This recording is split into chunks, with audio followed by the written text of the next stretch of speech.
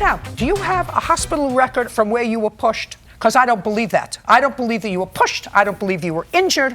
I believe that in order to avoid a problem, your husband picked up the phone and said, this is so-and-so, I'm a retired police officer. There was just an incident at my house, and made up a story about being assaulted. That is not, why would we do that? Why would you do that?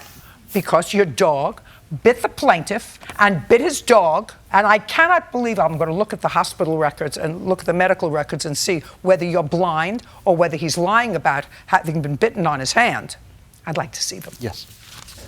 And that's what happened, so that when he came back with a complaint, there was already a police officer there because you or your husband, and I would assume, just guessing, it was your husband who placed the call to the police. No, it was not. Really? Did you call a 911 number? Yes, on my phone. I'd like to see the police report that you filed. I don't have the police report. I have a copy of the police report, Your Honor. I'd like to see it. That's a dog bite and blood.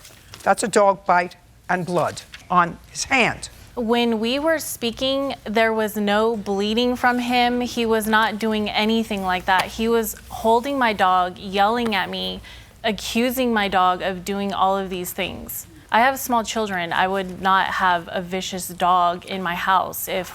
Okay, you have to get the letter read to you.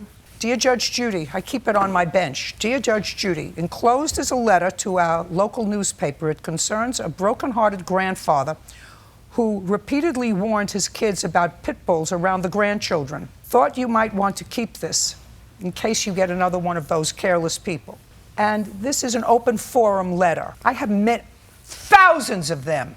This is from a grandfather. My 3-year-old beloved grandson is lying in a hospital bed, implanted with an IV and many stitches all over his face and chin. My heart is broken. His grandma and I were the last to be called, out of guilt, I suppose. He's the victim of a pit bull attack. Since the babies were born, the many heated arguments about the dangers the parents subjected these children fell on deaf ears. It seems all their friends have at least one. They have 2. At home, the little guy says, Papa, dog bit me. I can hardly stand the pain in my chest. My heart is broken. Just 3 days before, I warned the family again about these unpredictable, dangerous animals around children. Now, so you have young children and you would never subject them. I assume that these people were the same. Well, listen! Your dog got out of the house and attacked him and attacked his dog, and you have to pay for it. Do you understand? Period. End of discussion. I don't believe I don't care what you believe. That's what happened. There's common sense, and the common sense is you opened the garage door, your husband and children walked into the house from groceries. Whether your husband took one of the bags or not, I don't know, because I don't know who he is. But you say, I was emptying the car from groceries, and they left the door open because he wouldn't have closed the door in your face. He would have left the door open while you were bringing the groceries inside, and the dog got out. That's what happened. No, I let the dog out. Myself, I would not leave the door open. I don't believe you. So any dog, I don't believe if you. I had any dog. I don't believe you. You want to subject your children to that dog, that's your business. You don't subject other people to that dog. Judgment for the plaintiff in the amount of $5,000. We're done. Parties are excused. You may step out.